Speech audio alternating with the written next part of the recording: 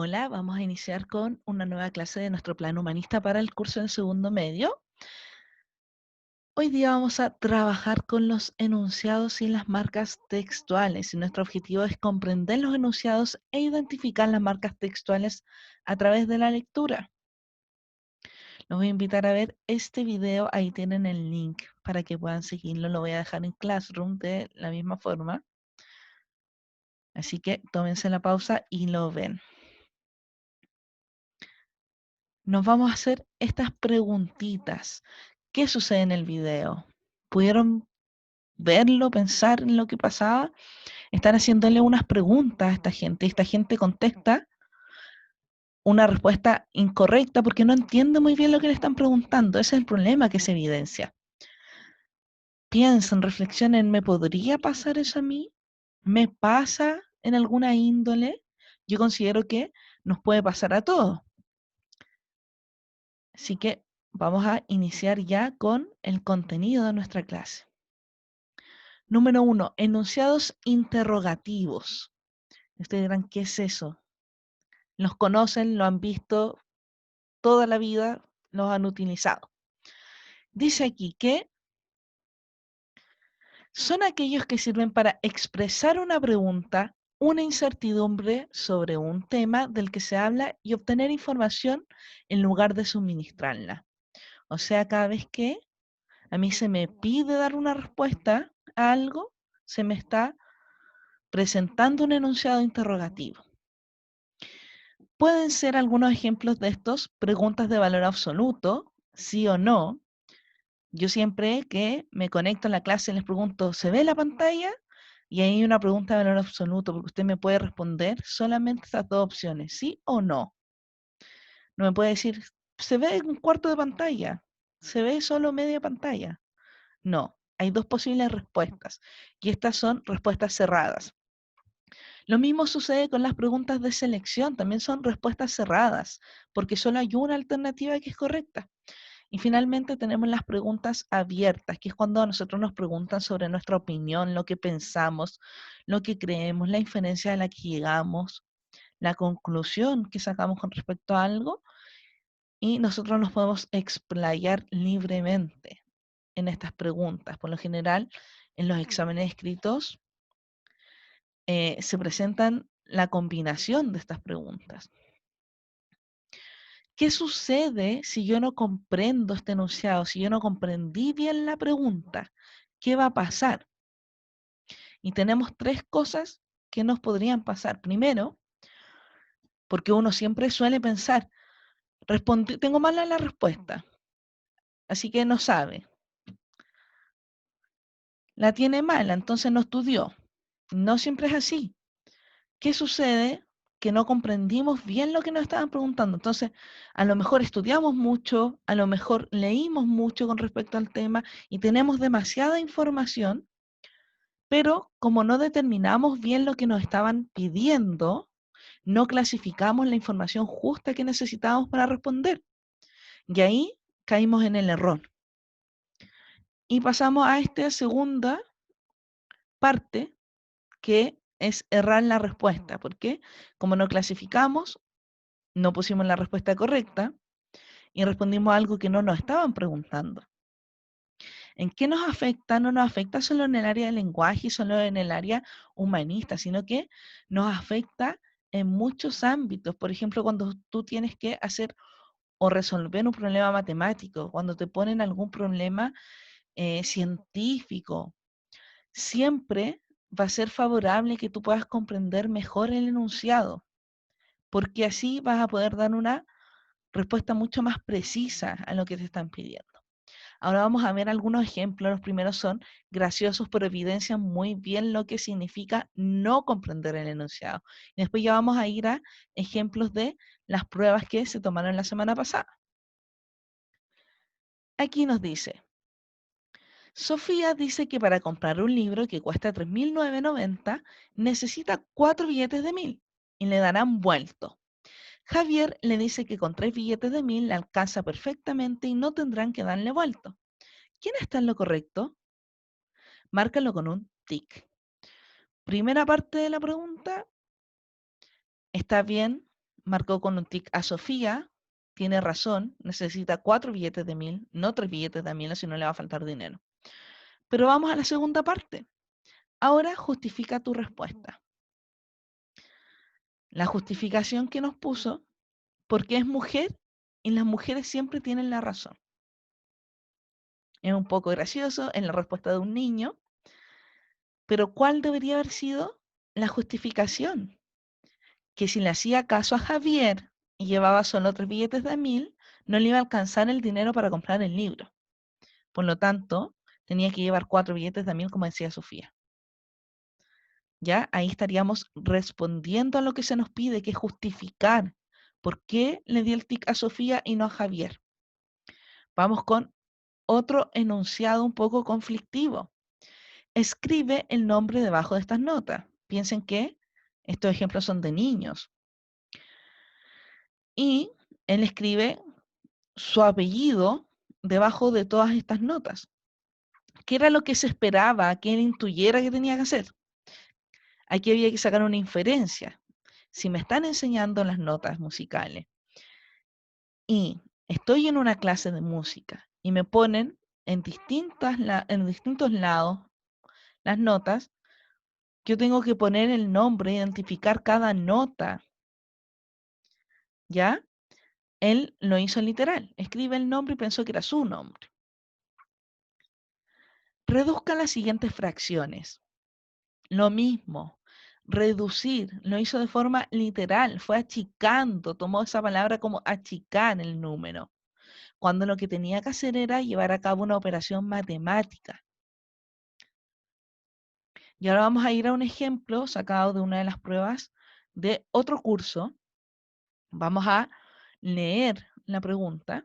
Dice, ¿crees tú que la labor que los médicos, enfermeros y auxiliares desempeñan es valorada por las personas hoy en día? Explica tu respuesta. ¿Qué se pide en este enunciado? Que manifiestes si la labor de los médicos, enfermeros y auxiliares está siendo valorado por los demás. Habían dos posibles respuestas, una positiva y una negativa. Podría haber sido, sí, está siendo valorada, y a esto se le acompañaba del por qué yo creía que estaba siendo valorada. Podría haber sido, sí, yo creo que está siendo valorada porque la gente sale a las 9 de la noche a aplaudirnos. Yo creo que está siendo valorada porque la gente se está quedando en sus casas para no tener que ir al hospital y colapsarlo. La otra posible respuesta era, no, no creo que esté siendo valorada. Y ahí podrían decir, porque la gente sigue saliendo a las calles sin importarle que se puedan enfermar. ¿Ya? ¿Cuál es el problema que se presenta en esta respuesta? Que exponen una opinión personal en vez de centrarse en lo que se pide, que es la valoración que las personas le dan a esa labor. Porque aquí empezamos bien, dice, yo creo que es valorada. Bien. Y aquí seguimos con una percepción personal, porque ellos trabajan día y noche combatiendo el virus y merecen mucho más respeto. Y terminamos con una opinión, algo que yo pienso. No estoy hablando sobre cómo valoran los demás, sino que estoy hablando desde mi propia experiencia. Lo mismo sucede en esta otra respuesta. A veces yo la valoro y aquí se hace mucho más evidente que hay una opinión. Antes de que estaba el COVID-19, porque me salvaron la vida una vez. A veces yo la valoro, está la primera persona que hace evidente una opinión y luego cuenta una experiencia personal. Entonces no estamos respondiendo a lo que se nos solicita. Y vamos a ir aquí, este cuento lo conocen, les apareció a ustedes en la prueba, lo vamos a leer. Todos los primeros miércoles de cada mes se sentaba en los primeros asientos de la sala de clases y como ningún otro apoderado sonreía cada vez que yo hablaba de los alumnos desordenados y con malas notas del curso, entre los cuales no estaba su hijo. Al final de las reuniones se despedía con un beso y un abrazo que hacía que sus trenzas coloridas chocaran con mi cara, por la efusividad. Un jueves, después de la reunión de apoderados, le pregunté al jevo la razón de la alegría de su madre, a lo que me responde con la misma sonrisa. Ella aún no comprende español. ¿Cuál era el enunciado que se presentaba aquí? Con tus palabras, realiza una breve síntesis del microcuento recientemente leído.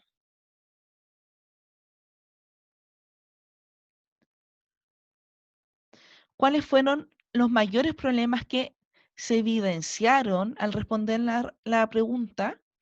Y tenemos 4, que fueron los que más pudimos ver en las correcciones con la profesora Yosel.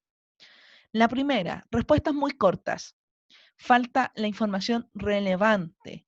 Aquí, en vez de hacer una síntesis de los aspectos importantes del texto, básicamente se respondía a la pregunta sobre cuál era el tema del microcuento.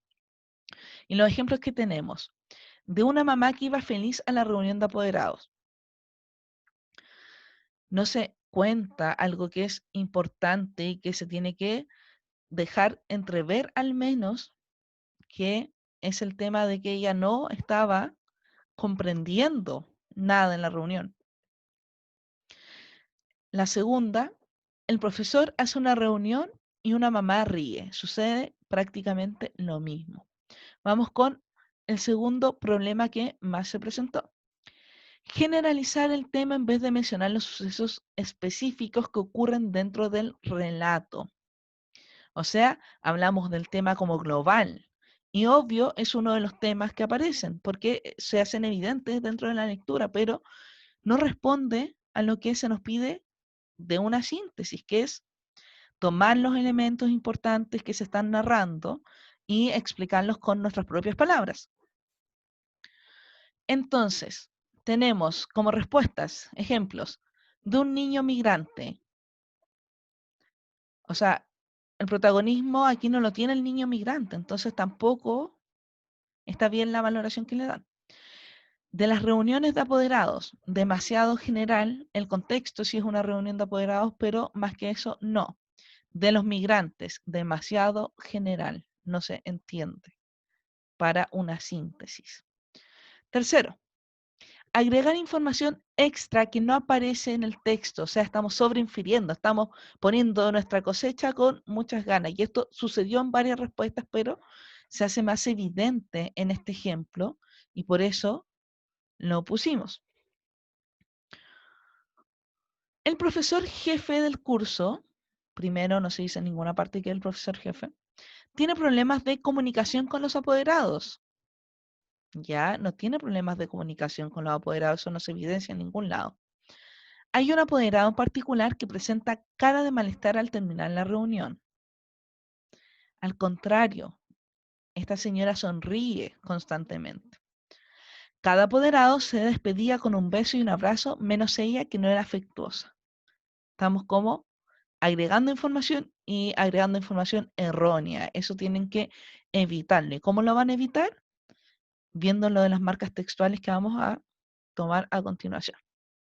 Y el cuarto y último problema que se presentaba al responder esta pregunta, exponer una opinión o percepción personal, o sea, saltar del objetivo, porque para hacer una síntesis nos tenemos que percatar de lo que dice, afirmar de lo que dice el texto, ¿ya? Estamos pasando del objetivo, que es lo que aparece de forma explícita ahí, a lo subjetivo, que es lo que yo pienso, en lo que yo creo con respecto al tema, una opinión que yo formulo o una interpretación a partir del texto. Y a mí no me están pidiendo eso. Estas respuestas pueden ser correctas, pueden estar súper bien formuladas para una pregunta que pida una habilidad superior, por ejemplo, para la interpretación. Pero no me están pidiendo eso, me están pidiendo que yo haga una síntesis. Vamos a leer las respuestas. Según lo que entendí, ahí ya estamos viendo lo subjetivo, porque lo que yo entendí, ya está hablando desde su percepción. ella tenía problemas con su idioma. Y sí, tenía problemas con el idioma, pero como les digo, eso es una inferencia, eso es una reflexión. Entonces, no calza con lo que se me pide, que es una síntesis. Y después, se demuestran los problemas de idioma que tienen los migrantes. Sí, se demuestran y podría ser como la finalidad incluso que tiene este texto, pero vuelvo a decir, no es lo que me están pidiendo que yo responda. Por eso tenemos que fijarnos mucho en el enunciado de la pregunta. Y ahora vamos a ir a las marcas textuales. ¿Qué son las marcas textuales? Dice, es información que se encuentra de manera explícita en el texto, o sea, tiene que estar ahí, tenemos que poder marcarla. A partir de ella podemos responder preguntas literales, sacar conclusiones, inferir e interpretar. Sobre todo, es importante poder encontrar marcas textuales cuando interpretamos, ¿ya? Porque así nos damos cuenta que no estamos interpretando solo por nuestra cuenta, que no estoy pensando, haciéndome ilusiones de algo, sino que tengo una base para interpretar, ¿ya?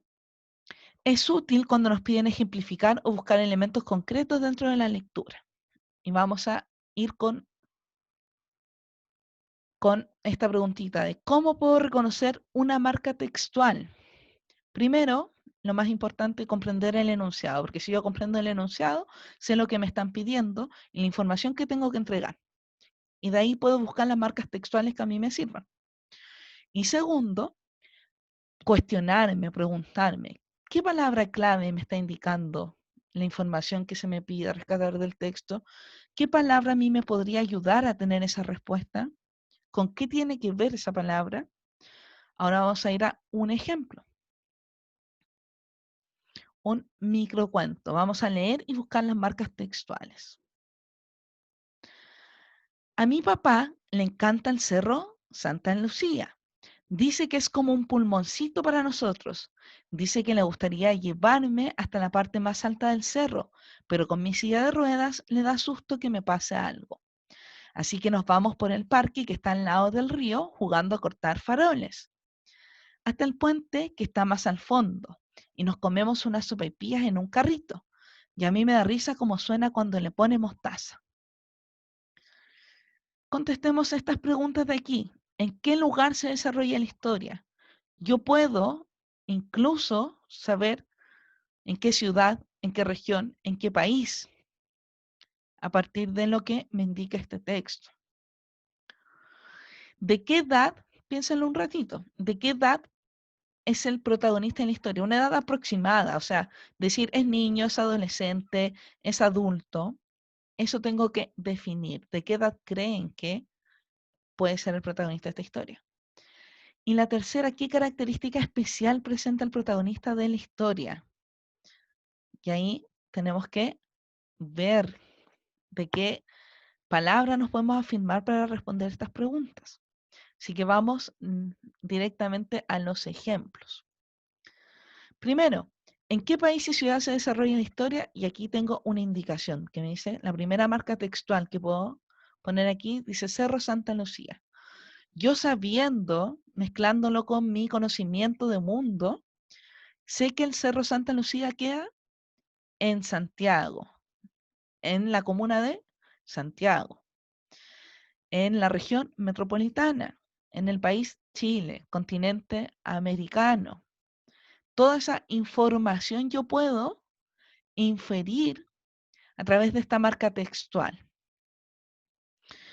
La segunda, ¿de qué edad aproximada es el protagonista de la historia? A pesar de que no se nos dice, no se nos nombra ni el niño, ni la niña, ni que va, eh, ni que el papá va con alguien de tal edad, nada.